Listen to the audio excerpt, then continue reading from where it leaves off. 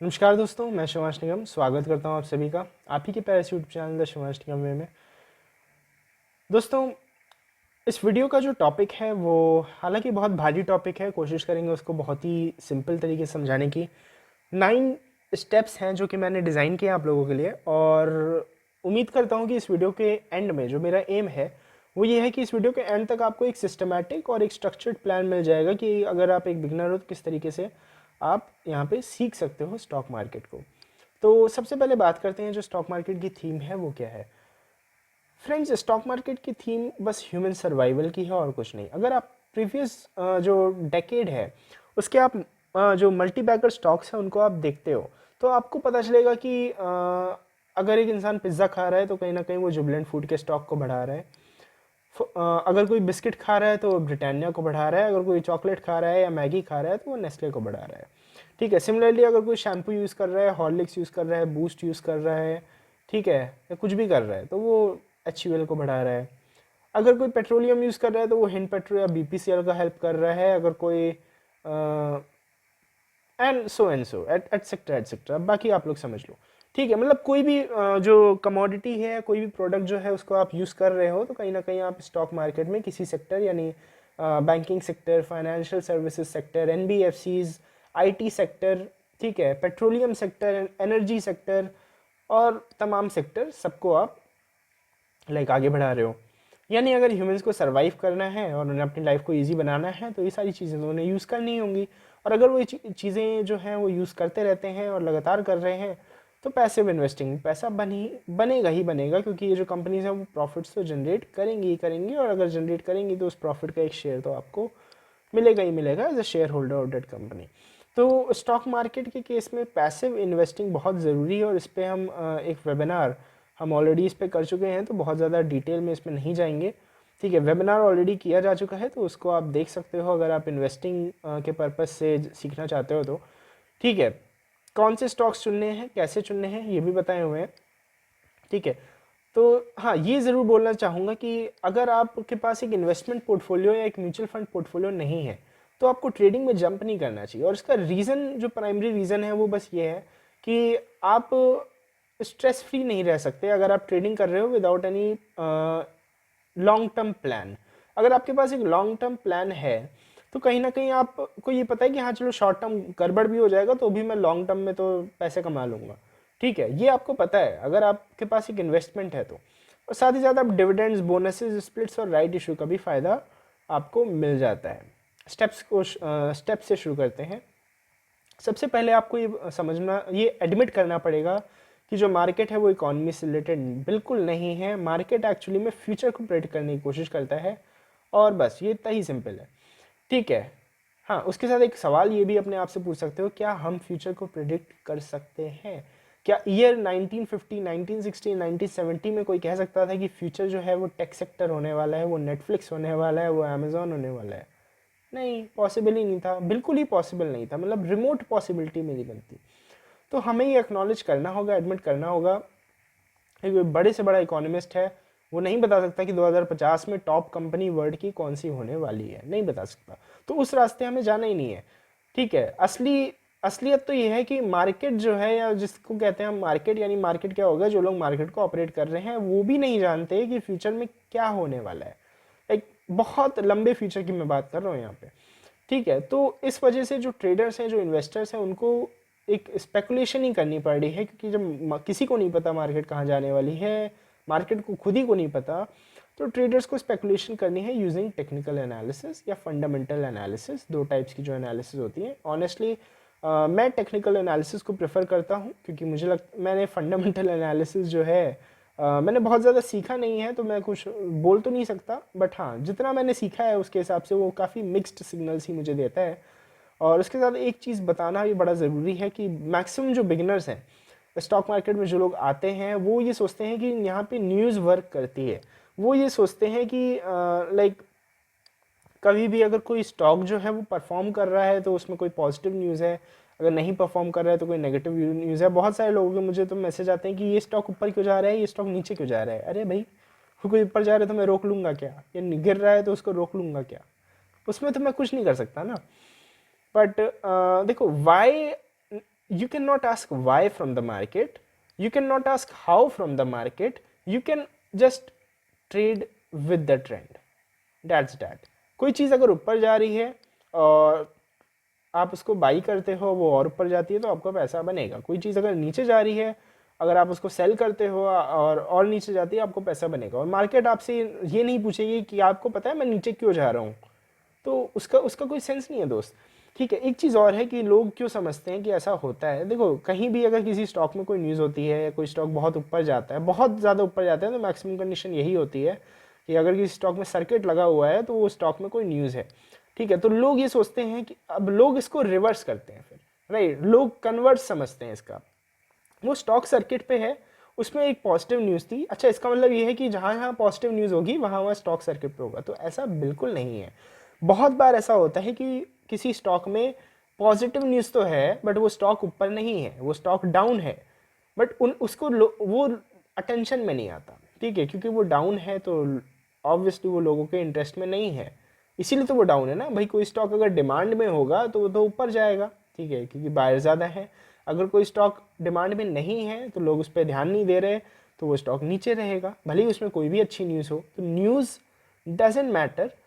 ऐसा लगता है हमें, ऐसा एक इल्यूजन होता है कि न्यूज़ बहुत सिग्निफिकेंट चीज़ है क्योंकि हम देखते ही उन चीज़ों को हैं, लाइक हम हमारे लिए डिमांड में ही वो चीज़ें हैं। बट ऐसा कुछ नहीं है कि आप न्यूज़ से अपडेट रहोगे या ये सब करोगे तो वो नहीं होगा।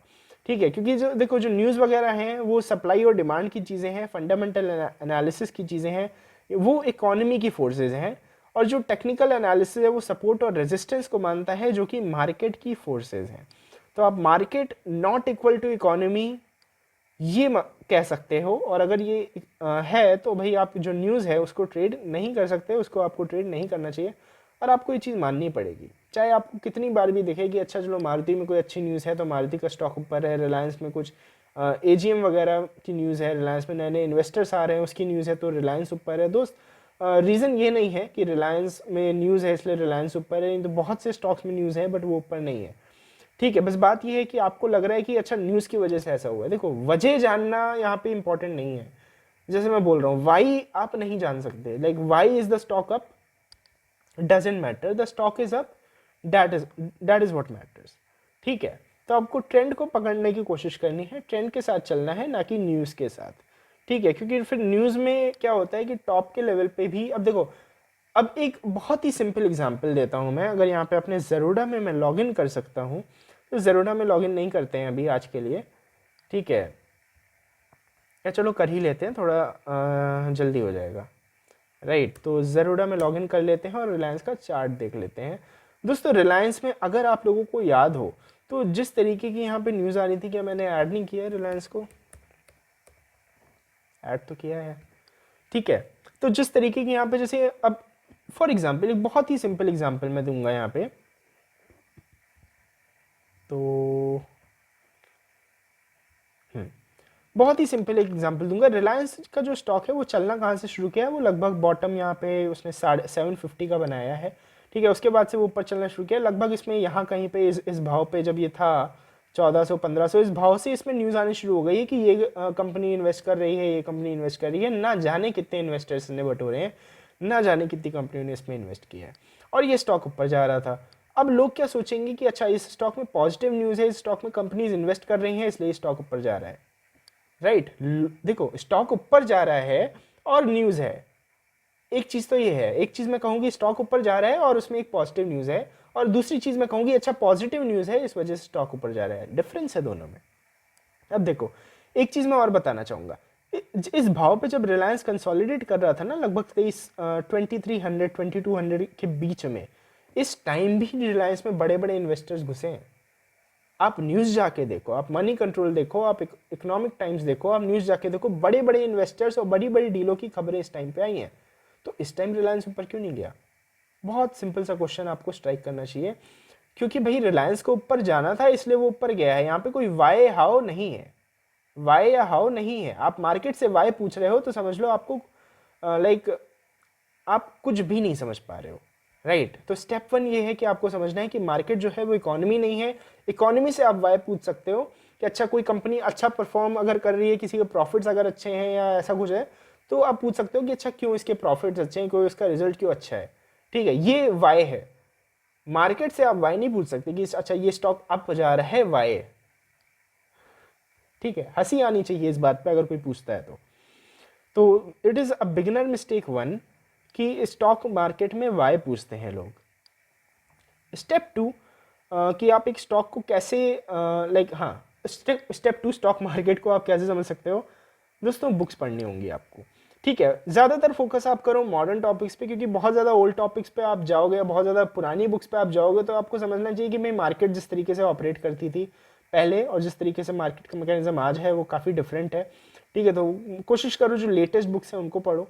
Modern topics for example algorithmic trading या क्वांट एनालिसिस, ठीक है, इस टाइप के अगर टॉपिक्स आपको मिल रहे हैं जो मॉडर्न मार्केट्स में चलते हैं, मार्केट प्रोफाइल, ऑर्डर फ्लो, ठीक है, ये सारी चीज़ें तो अच्छा थोड़ा सा ज़्यादा है, लेकिन हाँ बेसिक से तो आपको स्टार्ट करना पड़ेगा। टॉपिक लिस्ट मैंने एंड में इंक्लूड की है तो उसको एंड में देखेंगे। ठीक है, बट जैसे आप अपने स्कूल या कॉलेज वगैरह में करते होगे, ये भी आपको पता होगा कि जो लाइक अगर मैं मान लो अगर फॉर एग्जांपल अभी मैं हूँ, मेरी एज लगभग 22 है। ठीक है, मैं अगर 50 साल का हो जाता हूँ और तब मैं एक बुक लिखता हूँ। ठीक है, तो उस बुक के अंदर क्या मैं अब ऐसा नहीं, देखो एक बुक एक वीडियो बनाना एक अलग चीज़ है, एक बुक लिखना एक टोटली अलग चीज़ है। बुक में बहुत टाइम लगता है लिखने में। ठीक है, उस टाइम के अंदर मैंने कोशिश की होगी उस 300 200 250 पन्ने की बुक में अपना पूरा जो भी एक्सपीरियंस है, लाइक मेरी 50 साल की जो लाइफ है उस लाइफ के अंदर मैंने जितने एक्सपीरियंसेस लिए हैं उन सारे एक्सपीरियंसेस को एक कंडेंस फॉर्म में मैं आपको प्रोवाइड करूंगा उस बुक के अंदर।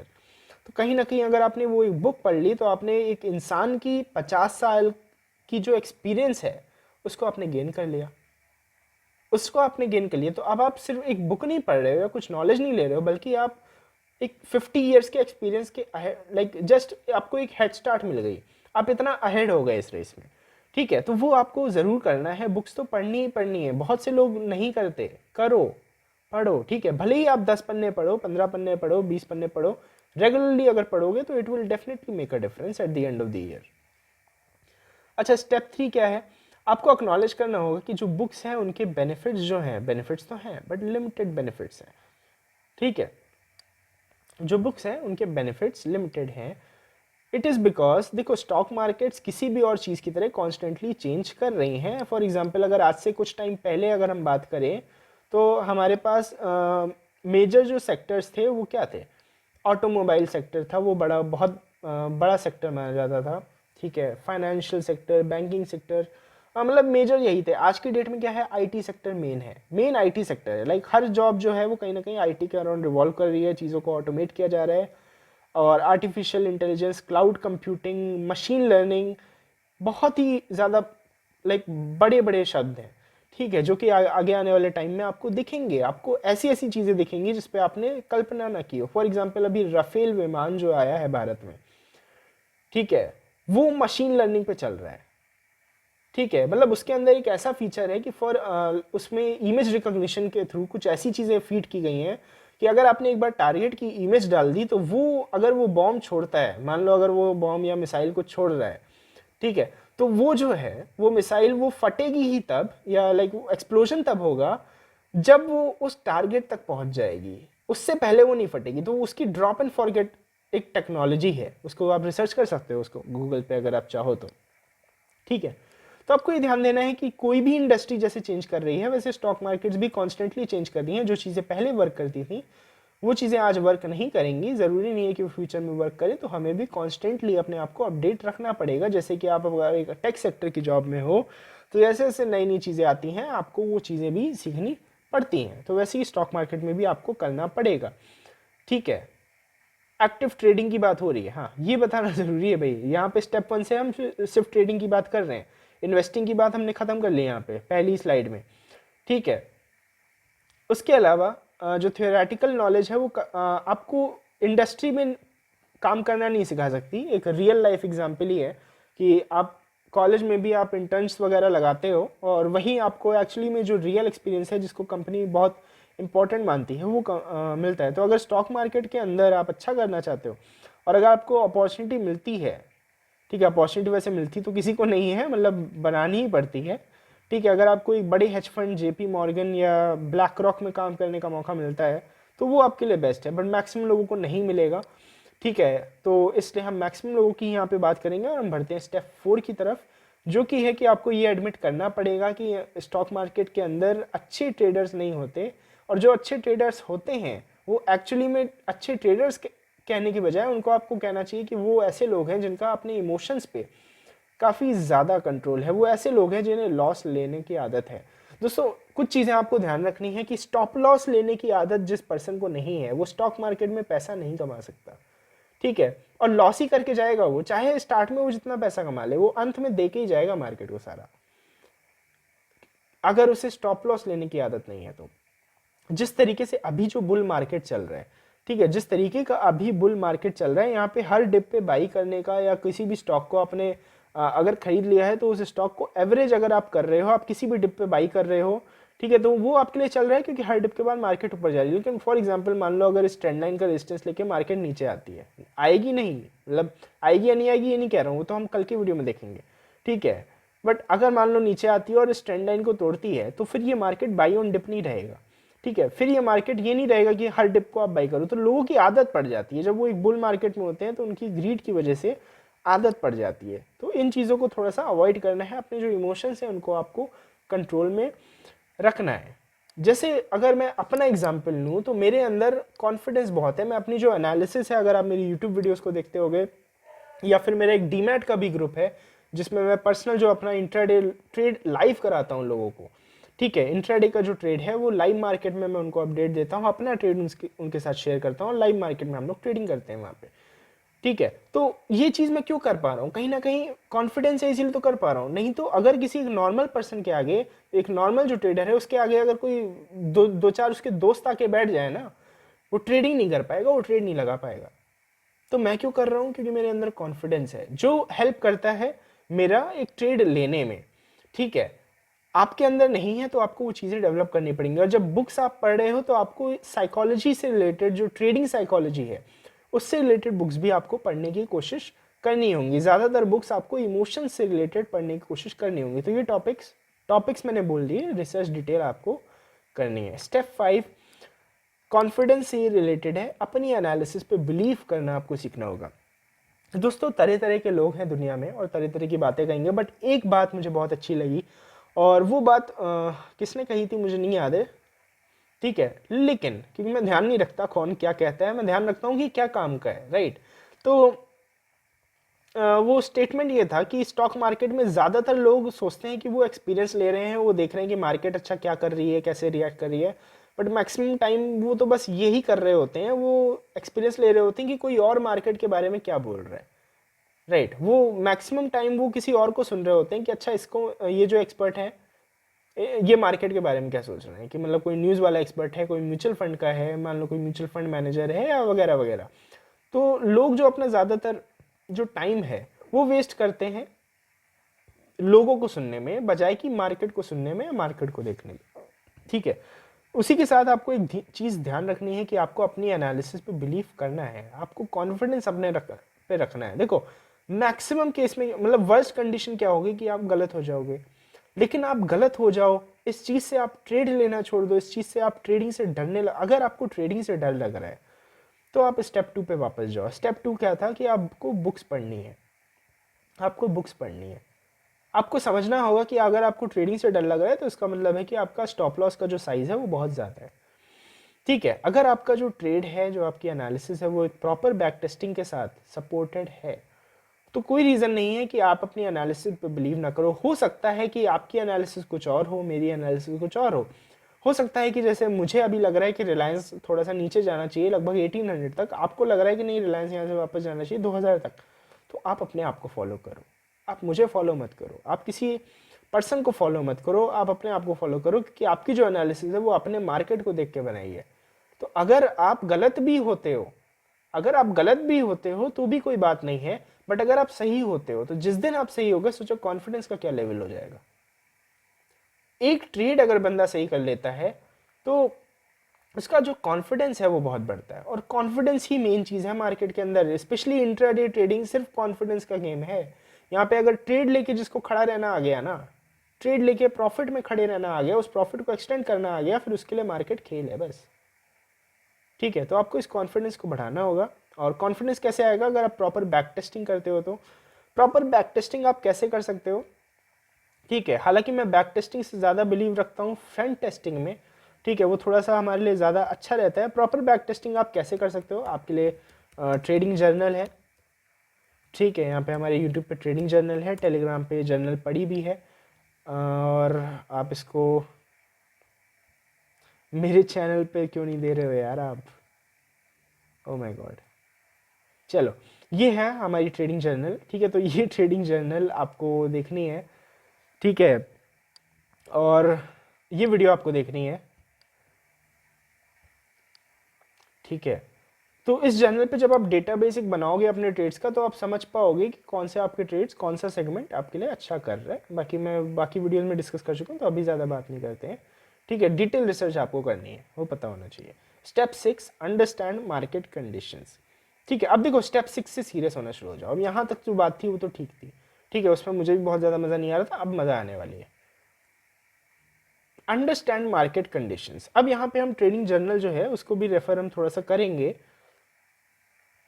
ठीक है, और चलो एक व्यू भी बढ़ा देते हैं अपना।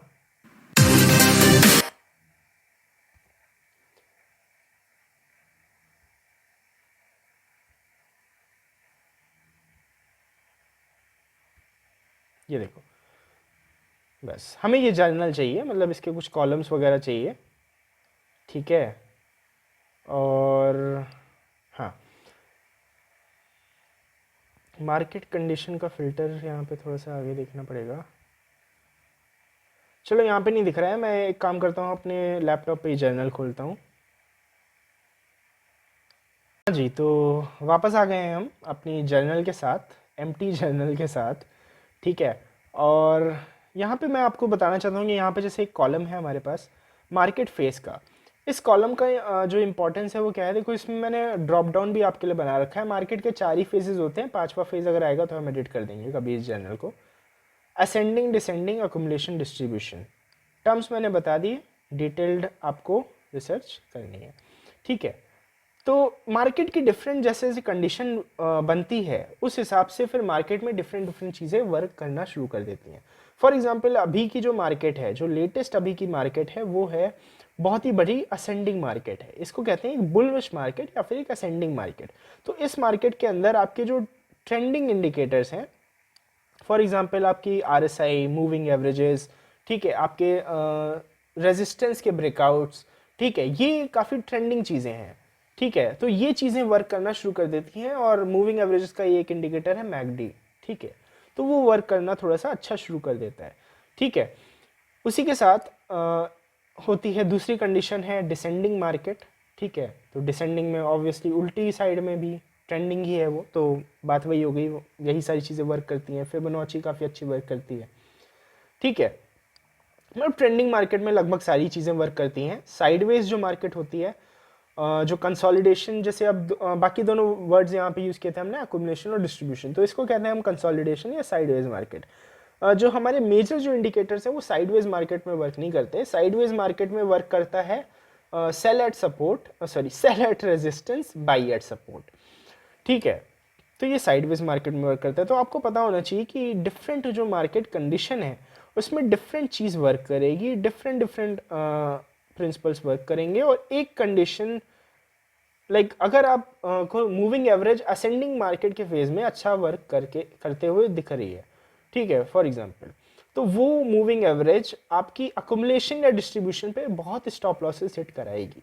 तो वो फैक्ट है। तो इसका मतलब क्या हुआ? मूविंग एवरेज, इसका मतलब क्या हुआ? अब मान लो किसी पर्सन ने लगाई है मूविंग एवरेज असेंडिंग मार्केट में, किसी ने लगाई है साइडवेज मार्केट में, तो अब दोनों पर्सन जो हैं, दोनों लोग जो हैं, उनका परसेप्शन अलग हो गया।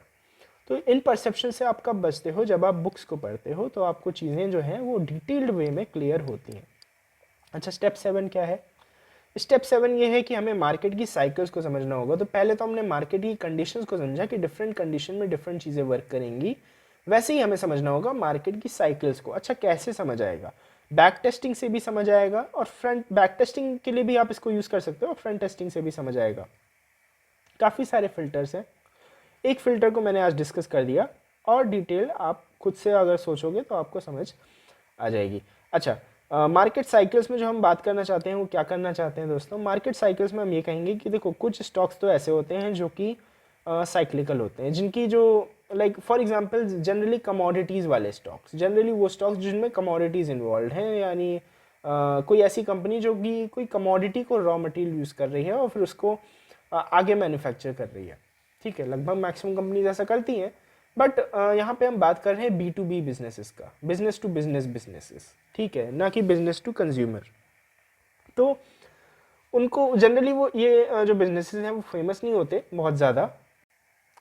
ठीक है, तो फर्दर रिसर्च आप गूगल से या फिर किसी बुक वगैरह से कर सकते हो। साइक्लिकल्स की बात करने के लिए हमें एक डिफरेंट वीडियो बनानी पड़ेगी, तो उसमें कभी हम बात करेंगे, बट एक टर्म मैंने आपको दे दिया। ठीक है, तो कुछ बिजनेसेस साइक्लिकल होते हैं, साइडवेज काम करते हैं थोड़ा सा, जब वो रॉ मटेरियल जैसे सस्ता होता है तो उस टाइम पे वो बिजनेसेस जो है वो बूम करते हैं। ठीक है, फॉर एग्जांपल अगर आप बात करते हो, क्रूड ऑयल एक रॉ मटेरियल है पेट्रोल कंपनीज़ के लिए। ठीक है, तो जिस टाइम पे क्रूड सस्ता होता है उस टाइम पे पेट्रोल कंपनीज को फ़ायदा होता है, जिस टाइम पे क्रूड महंगा होता है उस टाइम पे पेट्रोल कंपनीज का नुकसान होता है थोड़ा। ठीक है, मतलब लाइक इफेक्टिव जो उनके प्रॉफिट्स हैं मैं उनकी बात कर रहा हूँ, जो ऑपरेटिंग प्रॉफिट्स हैं उनकी बात कर रहा हूँ। ठीक है, तो कुछ कंपनीज होती हैं जो ट्रेंडिंग होती हैं, ये राउंड द ईयर कंपनीज होती हैं, ये हमेशा ही काम करती हैं। ठीक है, तो आपको ये साइकिल समझनी है कि एक बुल मार्केट है तो उसमें क्या होता है, एक बेयर मार्केट है तो उसमें क्या होता है, और इसके लिए बहुत ज़्यादा आपको बुक से तो पॉसिबल नहीं है इस चीज़ को समझना। इस चीज़ को समझने के लिए आपको एक्सपीरियंस ही काम कर सकता है वहाँ पे। ठीक है, आपका जो प्रैक्टिकल एक्सपीरियंस है, जो लाइव आपने स्क्रीन के सामने जो समय बिताया है मार्केट में, जो ट्रेडिंग टर्मिनल है उसको जो गुरु गुरु के देखा है आपने, ठीक है, वही आपका यहाँ पे हेल्प कर सकता है। आपको समझना होगा कि जो लार्ज कैप्स हैं वो कैसे रन करते हैं, मिड कैप्स कैसे रन करते हैं और किस तरीके से रन करते हैं। चलो मैं थोड़ा सा एक आपको हिंट दे देता हूँ, हिंट क्या देता हूँ, थोड़ा सा बता ही देता हूँ, और फिर हम इस पे एक वीडियो भी बना देंगे। ठीक है, अगर आप लोग याद दिलाओगे तब, राइट। तो देखो बुल मार्केट के केस में क्या होता है कि सबसे पहले जो है वो लार्ज कैप स्टॉक्स भागना शुरू करते हैं ऊपर की तरफ। ठीक है, ऐसी कोई बुल मार्केट आप कभी भी नहीं देखोगे जहाँ पे स्मॉल कैप्स ऊपर पहले भाग रहे हैं। स्मॉल कैप्स तो राउंड द ईयर ही भागते हैं, खैर डिफरेंट डिफरेंट भागते हैं, वो अलग बात है। ठीक है, लेकिन बुल मार्केट के अंदर सबसे पहले लार्ज कैप्स ऊपर जाने की कोशिश करते हैं। ठीक है, लार्ज कैप्स एक बार ऊपर चले गए तो उसके बाद क्या होता है कि अब जाते हैं मिड कैप्स। ठीक है, अब सुनो, लार्ज कैप्स के अंदर भी सेक्टर वाइज ऐसा होता है। फॉर एग्जांपल पहले किसी सेक्टर ने लीड किया, वो हर बार डिफरेंट होता है सेक्टर, बट पहले किसी सेक्टर ने लीड किया तो उस सेक्टर का जो लीडर है वो भागेगा। अगर किसी सेक्टर का आप एग्जांपल लेते हैं तो एग्जांपल लेते हैं चलो आईटी सेक्टर का। अब आईटी सेक्टर को मान लो अगर डिसाइड हुआ है कि आईटी सेक्टर की लॉटरी निकली है तो आईटी सेक्टर ऊपर जाएगा, मतलब पर्ची सिस्टम हुआ है और आईटी सेक्टर जाना है ऊपर, तो अब सबसे पहले टीसीएस ऊपर जाएगा, यानी जो सेक्टर का लीडर है वो ऊपर जाता है। ठीक है, उसके बाद फिर बाकी जो फॉलोवर्स हैं वो फॉलो करते हैं, तो उसके बाद फिर फॉलोवर की भी रैंकिंग होती है, तो रैंकिंग के हिसाब से जाते हैं। अब टीसीएस के बाद इन्फोसिस चला गया, ठीक है, फिर एचसीएल टेक चला गया, फिर एमएनएम चला गया, तो इस टाइप से वो रैंकिंग वाइज ऊपर जाएंगे लोग, कोफोर्ज एनआईटी टेक मतलब। ठीक है, तो वो रैंकिंग वाइज जाएंगे। अब जैसे अगर मान लो कभी है कि बैंकिंग सेक्टर को ऊपर जाना है, तो बैंकिंग सेक्टर का जो बेताज बादशाह है वो है एचडीएफसी बैंक, तो पहले एचडीएफसी बैंक ऊपर भेजेंगे। ठीक है, उसके बाद फिर आता है आईसीआईसीआई। हालांकि इस बार अगर आप इस रैली का ये जो ट्रेंड था इसमें आप देखोगे तो आईसीआईसीआई लास्ट में ऊपर जा रहा है। ठीक है, लेकिन नॉर्मली जो जनरल होता है वो मैं बोल रहा हूँ, स्ट्रॉन्गेस्ट सबसे स्टॉक्स जो हैं वो सबसे पहले एक बुल मार्केट को रिस्पॉन्ड करते हैं, अब जाते हैं, उसके बाद वो खड़े हो जाते हैं, फिर जो पैसा है वो शिफ्ट होता है मिड कैप में। देखो होता क्यों है ऐसा, क्योंकि जो पैसा है वो लिमिटेड है, किसी स्टॉक को अप ले जाने के लिए पैसा लगता है। जो रिटेलर्स हैं वो उस स्टॉक में अपर लेवल पे फंस जाते हैं, अपर लेवल में वो बाइंग करके फंस जाते हैं, तो उस वजह से वो स्टॉक जब गिरना शुरू करता है तो ऐसा नहीं है कि वो स्टार्टिंग पॉइंट तक गिर जाएगा, बहुत ज़्यादा नहीं गिरता है, क्योंकि उसमें रिटेलर ने, जैसे अब किसी बड़े एफआईआई ने या किसी बड़े ऑपरेटर ने थोड़ा पैसा लगा दिया, उसके बाद फिर रिटेलर अपना पैसा लेके घुसते जाते हैं, घुसते जाते हैं, घुसते जाते हैं, तो ओवरऑल तो उस स्टॉक में पैसा आया ही है, इसलिए वो स्टॉक अपने बॉटम से तो अप ही रहता है, बट जब उसमें करेक्शन आती है तो वहाँ पे रिटेलर फंस जाते हैं, फिर वो एवरेज करते हैं, buying the dip, buying the dip, buying the dip, ये सारी चीज़ें करते हैं। ठीक है, उसके बाद लार्ज कैप्स में जब ऐसे सेक्टोरल रोटेशन हो जाता है, हर सेक्टर को भगा दिया जाता है। अगर ऑटो सेक्टर को जैसे जाना है ऊपर, तो अभी जैसे आप अभी देख रहे हो तो सबसे जो लीड कर रहा है वो एमआरएफ कर रहा है। इससे पहले आइशर मोटर्स ऑलरेडी लीड कर चुका है इस रैली को, ऑटो सेक्टर की रैली को आइशर मोटर्स लीड कर चुका है, एमआरएफ लीड कर चुका है। शायद 2 ही स्टॉक्स हैं, बजाज ऑटो और हीरो मोटोकॉर्प, जो अभी ऑटो सेक्टर में भागे नहीं है। तो यहाँ पे एक जनरल स्ट्रैटेजी ये होती है कि अगर कोई सेक्टर अच्छा कर रहा है तो उस सेक्टर के उस स्टॉक को लेने के बजाय जो स्टॉक ऊपर है उस स्टॉक को लिया जाए जो स्टॉक ऊपर नहीं है। ठीक है, अगर वो ऊपर जाने की टेंडेंसी दिखाता है तो, ऐसा नहीं कहीं भी टेक्निकल एनालिसिस में अगर उसमें ब्रेकआउट पैटर्न्स कुछ बनते हैं तब, ठीक है, जैसे आईसीआईसीआई में नहीं बने थे पहले। ठीक है, उसके बाद आता है कि मिड कैप्स कब रन करते हैं। अब जब लार्ज कैप्स की तेज़ी खत्म हो जाती है जनरली, तो उसके बाद क्या होता है कि मिड कैप जो स्टॉक्स हैं वो भागना शुरू करते हैं। तब लार्ज कैप्स में करेक्शन आता है या फिर लार्ज कैप्स रुक भी सकते हैं, क्योंकि लार्ज कैप से फंड्स जो हैं वो पुल आउट होते हैं और वो फंड्स जाते हैं मिड कैप में। तो ओवरऑल स्टॉक मार्केट में जो गेम है वो यही फंड्स का है कि कौन सा जो फंड है वो कहाँ जा रहा है और किस स्टॉक में जा रहा है। तो क्या आपको लगता है ये जो लोग जो फंड्स निकाल रहे हैं एक स्टॉक से और दूसरे स्टॉक में लगा रहे हैं, वो केयर करते हैं इस बात की कि अच्छा इस स्टॉक में न्यूज़ है तो इस स्टॉक में फ़ंड डालेंगे? क्या उनको इस बात से कोई परवाह है? भाई जब उन्हें पता है कि हमें फ़ंड डालना है, हमारे फ़ंड डालने से वो स्टॉक ऊपर जाएगा, तो क्या वो ये करेंगे कि अच्छा नहीं चलो इसमें न्यूज़ है तो इसमें फ़ंड डालना चाहिए हमें? ये कोई एथिक थोड़ी ना है, ये कोई वो थोड़ी ना है, ये यहाँ पे कोई लाइक वो मतलब कोई प्रियम्बल उनका बना हुआ है, कॉन्स्टिट्यूशन उनका बना हुआ है, तो ऐसा कुछ नहीं है। लेकिन लोग पता नहीं क्यों ऐसा समझते हैं कि अच्छा न्यूज़ है इसमें इसलिए ऐसा हुआ है। तो न्यूज़ नहीं है, वो स्टॉक को ऊपर जाना है तो वो जाएगा। मिड कैप्स रन करेंगे। अच्छा, एक चीज़ बहुत इंपॉर्टेंट है वो समझना, मिड कैप जनरली एक बुल मार्केट में जब मिड कैप्स रन कर रहे हैं तो बहुत से लोग मिड कैप्स में फंस जाते हैं, लार्ज कैप्स में नहीं फंसते। जनरल लार्ज कैप्स में कोई भी नहीं फंसता, मिड कैप्स में क्यों फंस जाते हैं? क्योंकि मिड कैप्स एक एक दिन में 20-20%, 20-20%, 20, आप देखोगे एक स्टॉक आज 100 रुपए का है, एक हफ्ते बाद आप स्क्रीन देख रहे हो वही स्टॉक 20%, 20%, 20% हो गए 200, 250 हो गया है। अब लोग सोचते हैं यार ये 250 हो गया तो 500 भी हो सकता है, ले लेते हैं वो हर भाव पे। देखो कि कोई स्टॉक किसी भी लेवल तक अगर गया है तो उस लेवल पे एक बायर भी मौजूद है, एक सेलर भी मौजूद है। अगर रिलायंस अगर 2300 तक गया है तो 2300 पे किसी ना किसी ने बाइंग की है, तभी उस लेवल पे ट्रेडिंग हुई है, और किसी न किसी ने शॉर्ट किया है। तो जिसने बाइंग की है वो वहाँ पे फंसा भी है। किसी मिड कैप में अभी अभी मिड कैप्स में हम बात चलो बाटा इंडिया की बात कर लेते हैं, बाटा इंडिया मिड कैप है, ठीक है, या हैट्सुन की बात कर लेते हैं जिसमें हमारा ट्रेड था, हैट्सुन की बात कर लेते हैं। तो हैट्सुन में हमने 845 की बाइंग दी थी, लगभग 1000 का उसका 1010 का हाई था, 1000 पे हमने सेल करवाया। किसी ने तो 1000 पे बाइंग भी किया होगा। जब एक बुल मार्केट खत्म होती है तो सबसे बड़ी बात जो जानने की है कि नेक्स्ट बुल मार्केट में जो लार्ज कैप्स हैं वो तो रन करेंगे, और लगभग लार्ज कैप सेम ही रहते हैं क्योंकि मिड कैप से लार्ज कैप का कन्वर्जन इतनी जल्दी नहीं होता किसी कंपनी का। तो लगभग लार्ज कैप्स का जो कॉन्स्टिट्यूशन मतलब जो एक कॉन्स्टिट्यूशन, अब यहाँ पे दूसरी मीनिंग है, यहाँ पे कॉन्स्टिट्यूशन की मीनिंग है लाइक जो चीज़ें कंस्टिट्यूट कर रही हैं लार्ज कैप्स के सेक्टर को या लार्ज कैप्स के इंडेक्स को। ठीक है, कि लार्ज कैप्स का जो पैकेट है वो किन किन कंपनी से बना है। ठीक है, मैं उम्मीद कर रहा हूँ कि मैं इन चीज़ों को समझा पा रहा हूँ एक अच्छे वे में। मैं इस पर एक डिटेल्ड वीडियो बना दूंगा, ठीक है, जिसमें हम लाइक जैसे ये प्रेजेंटेशन है उस प्रेजेंटेशन के फॉर्म में ही हम इसको समझेंगे। बट मुझे लगता है कि मार्केट साइकिल्स जो है वो बहुत ही इंपॉर्टेंट चीज़ है समझना, कि मार्केट्स में जो है वो किस तरीके से कौन सा स्टॉक किस तरह से भाग रहा है, किस टाइम पे किस स्टॉक का नंबर लगाया जा रहा है। ठीक है, तो जनरली ये चीज़ें इतनी फ्रीक्वेंटली चेंज नहीं होती, एक आध स्टॉक में एक्सेप्शंस तो होते ही हैं और वो होना लाजमी भी है। ठीक है, क्योंकि हर बार ही सेम होगा तो फिर कैसे होगा, फिर मार्केट कैसे चलेगी, राइट। मिड कैप्स जब रन कर जाते हैं तो उसके बाद स्मॉल कैप्स रन करते हैं, उनकी भी वही स्टोरी। हाँ, जो मिड कैप्स और स्मॉल कैप्स के जो हाइज लगते हैं ना बुल मार्केट के एंड तक, वो हाइज वो जिंदगी में नहीं आएंगे। फिर जो उस हाई पे फंस गया ना और जिसने स्टॉप लॉस नहीं लगाया, ट्रेडिंग उसको नहीं समझा और कहा चलो मैं इन्वेस्टर हूँ, अरे देखा है मार्केट नीचे आती है तो ऊपर चली जाती है, ठीक है, तो मार्केट तो ऊपर चली जाएगी दोस्त, लेकिन वो मिड कैप स्मॉल कैप नहीं जाएंगे कभी।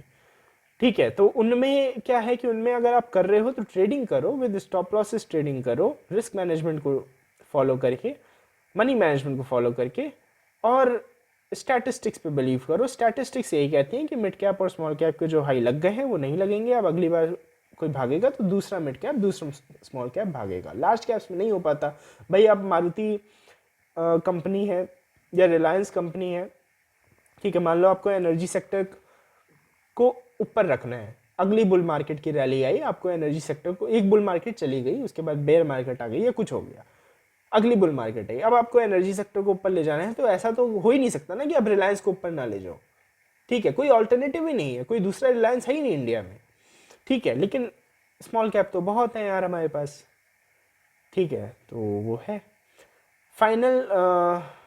सेकेंड लास्ट जो स्टेप है वो है कि आपको स्टैटिस्टिक्स पे बिलीव करना होगा, हिस्टोरिकल डेटा पे आपको बिलीव करना होगा। ज़रूरी नहीं है कि वो चीज़ फॉलो करेगी, बट मैक्सिमम कंडीशंस में करती है। तो हम यहाँ पे प्रोबेबिलिटी पे ध्यान देते हैं। देखो ट्रेडिंग जो है वो एक्यूरेसी का गेम नहीं है, वो ईगो का गेम नहीं है। आपको यहाँ पे अपनी ईगो सेटिस्फाई करने, ये दिखाने नहीं आ रहे हो कि मैं सही था, मैं गलत था। बहुत से लोग जब आर्ग्यूमेंट करते हैं तो वो ये कहते हैं देखो मैं सही था, तुम गलत थे, या ये सही था, ये गलत था, अच्छा ये सही था तो मैं इसको फॉलो करता हूँ, ये अच्छा है, ये सही है। भाई वो नहीं है, गेम है प्रोबेबिलिटी का, ठीक है। मान लो कोई पर्सन है, उसने आईसीआईसीआई बैंक को 500 पे, कोई भी आर्बिट्री लेवल है, 500 का लेवल है, वो रेजिस्टेंस का लेवल है, लेट्स सपोज फॉर एग्जांपल। एक पर्सन ने उसने 500 को रेजिस्टेंस पे सेल किया है, एक पर्सन ने उसने 500 पे आईसीआईसीआई बैंक को बाई किया है, या 500 के थोड़ा नीचे 490 वगैरह पे बाई किया है, दूसरे पर्सन ने 490 पे सेल कर दिया है विद स्टॉप लॉस ऑफ 505 की, मतलब जस्ट अबव रेजिस्टेंस। यहाँ पे अगर आप प्रोबेबिलिटी बात करते हो तो जो दूसरा पर्सन है उसकी प्रोबेबिलिटी ज़्यादा है, क्योंकि भाई रेजिस्टेंस पे स्टॉक टूटने की प्रोबेबिलिटी ज़्यादा है बजाय कि स्टॉक ऊपर जाएगा, ठीक है।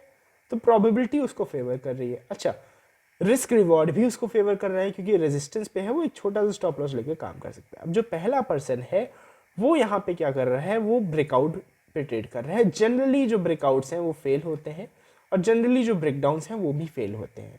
जनरली जो सपोर्ट्स हैं वो होल्ड करते हैं और रेजिस्टेंसेस होल्ड करते हैं, इसलिए वो सपोर्ट और रेजिस्टेंस होते हैं, ठीक है। इन द फर्स्ट प्लेस वो इसीलिए होते हैं क्योंकि वो होल्ड कर रहे हैं। हाँ, एक आध बार ऐसा होगा कि वो ब्रेक कर जाएंगे, तो जो पर्सन जो ब्रेकआउट ट्रेडिंग कर रहा है वो एक ही बार ऐसा होगा कि वो सक्सेसफुल होगा, ठीक है, किसी एक बार ऐसा होगा। और उस बार जब होगा तो फिर दूसरा जो पर्सन है जो साइडवेज में ट्रेड कर रहे हैं, रेजिस्टेंस पे सेल कर रहे हैं, वो अगली बार उस रेजिस्टेंस पे सेल नहीं करेगा, क्योंकि वो रेजिस्टेंस एक बार वॉयलेट हो चुकी है, ठीक है। तो आपको ये जो हिस्टोरिकल डेटा है उसके साथ जो कोरिलेशन और रिग्रेशन की जो चीज़ें हैं, फॉर एग्जांपल मैं एक एग्जांपल दे सकता हूँ। एक पर्सन है जो कि 2 फैक्टर अनोवा है, एनालिसिस ऑफ वेरिएंस टेस्ट, इनको वो लगाया करते थे। स्टॉक के पेयर्स एसबीआई और आईसीआईसीआई आर्बिट्ररी लिए हैं। स्टॉक तो मैं नहीं बता सकता ना किस पे लगाते थे वो, ठीक है। तो एसबीआई और आईसीआईसीआई फॉर एग्जांपल 2 बैंक्स हैं। अब इन 2 बैंक्स में मैं देखता हूँ जनरली कि इन दो ये अपने प्राइजेस को लगभग सेम रखने की कोशिश करते हैं। अगर किसी एक में ऐसा जैसे वेरिएंस बहुत ज़्यादा हो जाता है इन दोनों के बीच में, कि मान लो आईसीआईसीआई का भाव और एसबीआई का भाव बहुत अलग अलग हो गया है, तो या तो आईसीआईसीआई नीचे आता है या तो एसबीआई ऊपर जाता है, लेकिन कुल मिला के ये दोनों लगभग बराबर रहने की कोशिश करते हैं, ठीक है। एग्जाम्पल दे रहा हूँ यहाँ पे, ये रिजल्ट नहीं बता रहा हूँ, बस एग्जाम्पल दे रहा हूँ एसबीआई और आईसीआईसीआई के केस का, ठीक है। अच्छा, ये चीज़ वर्क क्यों करती है, इस तरीके की जो स्टैटिस्टिक्स है वो वर्क क्यों करती है। अब ये देखो बहुत ही कॉम्प्लेक्स स्टैटिस्टिक्स है। अगर कोई बीटेक बैकग्राउंड का है या मैथ्स बैकग्राउंड का है तो उसके लिए तो आसान है, बट कोई इस बैकग्राउंड का नहीं है तो उसके लिए थोड़ा सा ये समझना मुश्किल है, ठीक है। अनोवा वगैरह और वेरिएंस वगैरह, स्टैंडर्ड डेविएशन वगैरह समझना मुश्किल है, बट ये सारे जो टूल्स हैं स्टैटिस्टिक्स के वो स्टॉक मार्केट में बहुत अच्छा वर्क करते हैं। तो इसका मतलब ये नहीं है, देखो इसीलिए मैंने इसको स्टेप 8 रखा है। अगर आप पहले 7 स्टेप्स कर चुके हो, आपको लगता है आप बेस्ट तरीके से इनको कर चुके हो, आपके पास करने के लिए कुछ नहीं है, तो स्टेप 8 पे आ जाओ, ठीक है। अच्छा, रीज़न क्या है, रीज़न देखो ये है दोस्त, आपको समझना होगा कि जैसे दुनिया में और फील्ड्स हैं और सेक्टर्स हैं जॉब करने के, वैसे स्टॉक मार्केट भी एक सेक्टर है जहाँ पे लोग जॉब करते हैं। It is like a field. और यूके और सिंगापुर में तो काफ़ी ऐसी यूनिवर्सिटीज़ हैं जो कि पीएचडीज ऑफर करती हैं एक सिंगल सब्जेक्ट पे। लाइक वो सब्जेक्ट हो सकता है कि जैसे अगर ऑप्शंस में इम्प्लाइड वॉलेटिलिटी का यूज़ क्या है, इस चीज़ पे, इस एक टॉपिक पे लोग 5-5 साल की, 6-6 साल की पीएचडी कर रहे हैं, ठीक है, उन यूनिवर्सिटीज़ में। तो इसका मतलब क्या है कि आप ये समझो कि जो हेज फंड्स हैं, जो बड़े फंड्स हैं, वो इन पीएचडीज़ को, इन यूनिवर्सिटीज़ से जिन लोगों ने किया है उनको हायर क्यों कर रहे हैं? कहीं ना कहीं तो हायर वो इसीलिए कर रहे हैं ना कि ये जो बड़ी बड़ी जो टेस्ट हैं, जो बड़े बड़े वर्ड्स हैं, इनको वो लगा सकें। अब मेरे लेवल पे मैं अनोवा को समझ पाता हूँ, उनके लेवल पे क्या क्या चीज़ें होंगी वो मैं कल्पना नहीं कर सकता उस चीज़ की। ठीक है, तो ये एक बहुत ही एडवांस लेवल है। ठीक है, स्टेप 8 तक चीज़ें बहुत एडवांस लेवल पे आ गई हैं। अब आप बिगनर नहीं रहे हो, आप बहुत एडवांस हो गए हो। बट आपको ये चीज़ हमेशा माइंड में रखनी है, कुछ भी करने से पहले ये चीज़ माइंड में रखनी है कि जो डेटा है वो वर्क क्यों करेगा। वो वर्क इसलिए करेगा क्योंकि उसको कहीं ना कहीं किसी स्टैटिस्टिक्स से ही कंप्यूट किया गया है। ठीक है, तो हो सकता है कि उस स्टैटिस्टिक्स का जो डेटा है उसका एक और रिलेशन कुछ आप निकाल लो या कुछ और आपको मिल जाए, कोई और को रिलेशन आप देख लो। ठीक है, ये हो सकता है। जो ओरिजिनल है उसको तो फाइंड आप नहीं कर सकते जब तक आप उसी फंड में ही ना काम करते हो। ठीक है, बट अगर वो मैथ्स के पीएचडीज़ को, फिज़िक्स के पीएचडीज़ को हायर कर रहे हैं तो उसका रीज़न है, उसका रीज़न बस यही है। ठीक है, कि मैथमेटिक्स जो है वो, जो बड़े फंड्स हैं वो इनको यूज़ करते हैं, वो टेक्निकल एनालिसिस को यूज़ नहीं करते, ना ही वो फंडामेंटल। लाइक हाँ ठीक है, फंडामेंटल थोड़े बहुत, म्यूचुअल फंड जो इंडस्ट्री है वो फंडामेंटल्स देखती है, बट जो बड़े फंड्स हैं वो जनरली इन स्टैटिस्टिक्स के टूल्स को यूज़ करते हैं, और इन टूल्स को वो कैलकुलेट भी नहीं करते। ये कैलकुलेशंस जो हैं वो एक बार उन्होंने कर दिया, ठीक है, मतलब ये जो पीएचडीज हैं इन्होंने एक बार बता दिया कि कैसे ये चीज़ होगी, जो कोडर्स हैं उन्होंने इस चीज़ को कोड कर दिया, और उसके बाद फिर चल रहे हैं, ये अलगोस चल रहे हैं। अब उसके बाद उन्हें कुछ चेंज करना है तो नई कोई स्ट्रैटेजी लाएंगे या कोई नया रिलेशन लाएंगे या कुछ ऐसा होगा। ठीक है, तो आपको इन टॉपिक्स पे भी थोड़ा सा पढ़ना होगा। अब देखो, जिस तरीके से मैंने बताया है यार, लग रहा है थोड़ा सा कॉम्प्लिकेटेड है, बट अगर देखो, क्योंकि डेप्थ, लाइक नॉलेज का कोई कोई लिमिट नहीं होती नॉलेज की। ठीक है, वो आप जितना डीप जाना चाहते हो, जितना डीप आप जा सकते हो, वो उतनी डीप चीज़ें होती हैं। ठीक है, बट ज़रूरी नहीं कि आप ये सारे स्टेप्स करो। मेरा ऐसा मानना है कि अगर आप इनमें से कुछ भी कर लेते हो, ठीक है, कुछ भी कर लेते हो, तो आपके लिए वो काफ़ी बेनिफिट आपको देने वाला है। फाइनली मैं ये कहना चाहूँगा कि आप भाई ऐसे टॉपिक्स जैसे अल्गो और क्वांट ट्रेडिंग और उसी के साथ पोर्टफोलियो मैथमेटिक्स, ठीक है, इसकी तो एक बुक भी है पोर्टफोलियो मैथमेटिक्स की। ठीक है, इन चीज़ों को आप पढ़ो, और अगर आपका कंप्यूटर साइंस का बैकग्राउंड है या कोडिंग आप जानते हो, नहीं जानते हो तो आप सीख भी सकते हो। बहुत से फ्री कोर्सेज अवेलेबल हैं यूडेमी पे और कोर्सेरा पे, और एमआईटी की वेबसाइट पे काफ़ी वेबसाइट्स हैं, उडासिटी वगैरह हैं। ठीक है, तो काफ़ी बुक्स भी हैं जो कि पाइथन और आर लैंग्वेज को कैसे आप फाइनेंशियल डेटा मॉडलिंग में यूज़ कर सकते हो उनको सिखाती हैं। तो ये काफ़ी एडवांस लेवल की चीज़ें हो गई। मतलब कहने का मतलब क्या है कि यहाँ पे सीखने की चीज़ें बहुत हैं। ठीक है, बहुत चीज़ें हैं जो आप कर सकते हो, बहुत चीज़ें हैं जो आप सीख सकते हो। लास्ट जो स्टेप है, और इसके बाद हम लिस्ट जो है, जो टॉपिक लिस्ट है वो हम आपको देंगे, उसके साथ बोनस जो स्टेप है वो बताएंगे। ठीक है, जो लास्ट स्टेप है वो ये है कि आप अपनी पर्सनैलिटी जो है उसको आइडेंटिफाई करो। ठीक है, अब यहाँ पे मैंने डिफरेंट सिनेरियोज ले रखे हैं। देखो, जो बड़े ट्रेडर्स होते हैं, जिनके पास बहुत बड़ा फंड होता है, वो मार्केट को एक पर्टिकुलर सर्टेन कंडीशन में ही ट्रेड करना चाहते हैं। जैसे हमने कंडीशन की, हमने यहाँ पे बात की थी, ठीक है, असेंडिंग डिसेंडिंग वगैरह वगैरह। तो जो बड़े ट्रेडर्स हैं, मान लो कोई पर्सन है जो बुल है, ठीक है, आपने जैसे कुछ स्टॉक मार्केट की मूवीज़ देखी होंगी तो आपने देखा होगा कि जो लोग हैं वो या तो वो बुल होते हैं या तो वो बेयर होते हैं, वो ये नहीं होता कि दोनों हो। रिटेलर्स जो है वो दोनों होते हैं। ठीक है, तो लोग, जो बड़े लोग हैं वो या तो बुल होंगे या तो बेयर होंगे।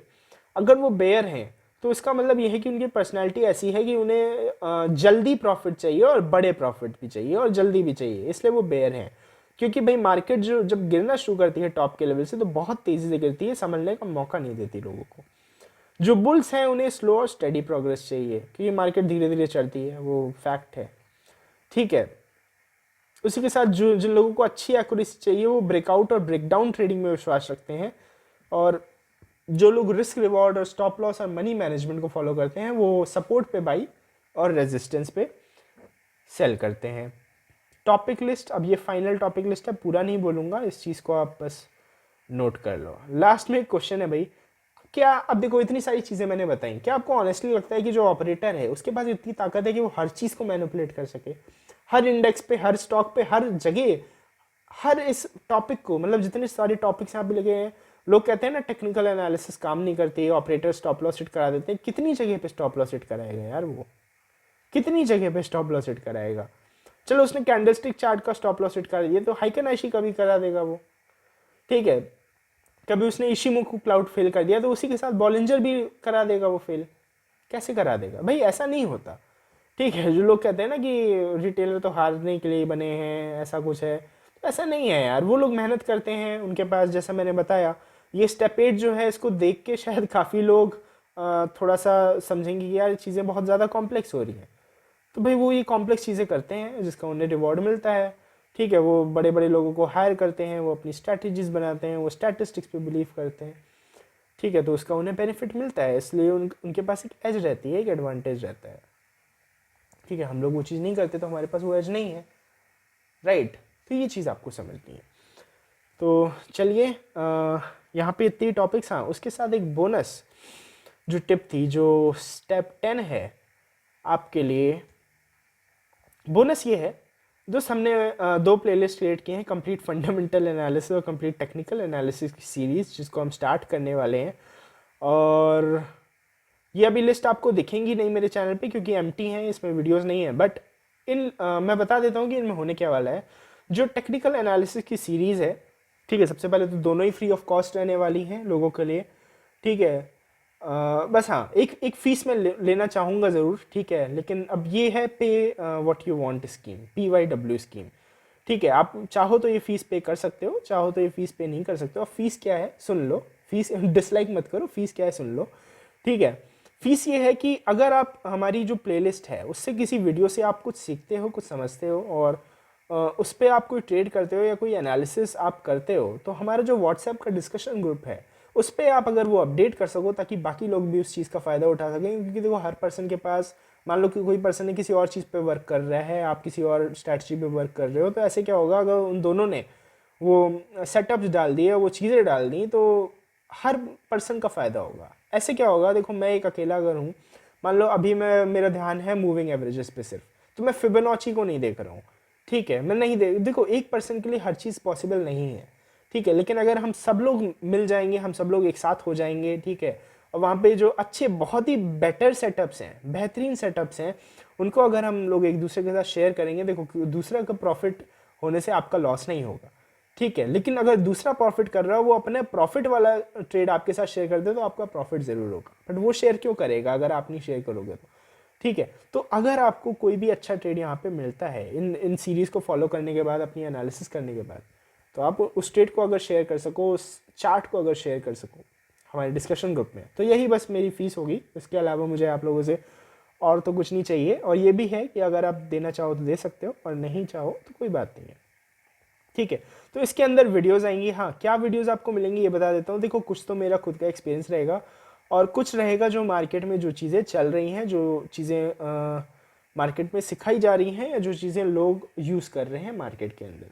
ठीक है, तो क्या रहेगा, कैसा रहेगा, वो सब तो तभी में बात करेंगे।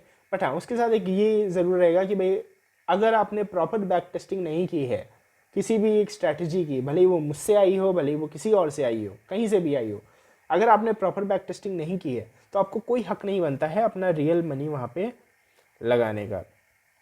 ठीक है, मैं उम्मीद करता हूँ दोस्तों, मैंने आपको यहाँ पे काफ़ी सारी चीज़ें बताई हैं। और अगर आप ये जो सारे स्टेप्स हैं, इनको आप डिटेल में अगर आप गूगल सर्च करते हो, जो टर्म्स मैंने यूज़ किए हैं उनको अगर आप डिटेल में, कोई पर्सन सही में गूगल सर्च करता है, तो उसको एक अच्छे खासे लेवल का आइडिया मिल जाएगा, और एक अच्छा खासा वो प्लान बना सकता है कि किस तरीके से वो आगे कर सकता है। तो मुझे लगता है आपको 10-15 दिन या लगभग 2 हफ्ता का टाइम आपको देना चाहिए अपने आप को इस प्लानिंग फेज में, जहाँ पे आपको अपने लिए एक स्ट्रक्चर तैयार करना चाहिए विद टाइम लिमिट। ठीक है, अपने जो गोल्स हैं वो स्मार्ट रखो, यानी रियलिस्टिक भी रखो उनको, मेजरेबल भी रखो उनको, अचीवेबल भी रखो उनको। ठीक है, और टाइम बाउंड भी रखो उनको। और एस क्या होता है, एस से क्या होता था यार, एस से स्मार्ट ही होता होगा। ठीक है, एस से भूल गया मैं क्या होता था, बाकी मार्ट का बता दिया आपको। ठीक है, तो टाइम बाउंड भी रखो, क्योंकि अगर टाइम बाउंड नहीं होंगे तो आप प्रोकेस्टिनेट करोगे। ठीक है, तो उससे कोई यूज़ नहीं है। ठीक है, तो चलो, आज की वीडियो मैंने कोशिश तो की है चीज़ों को काफ़ी शॉर्ट में बताने में, लेकिन वीडियो काफ़ी लंबी बन गई। अब पता नहीं कितने लोग एंड तक देखेंगे, तो जो एंड तक देखेगा उसका बेनिफिट है। मिलते हैं नेक्स्ट वीडियो में दोस्तों। नमस्कार, जय हिंद।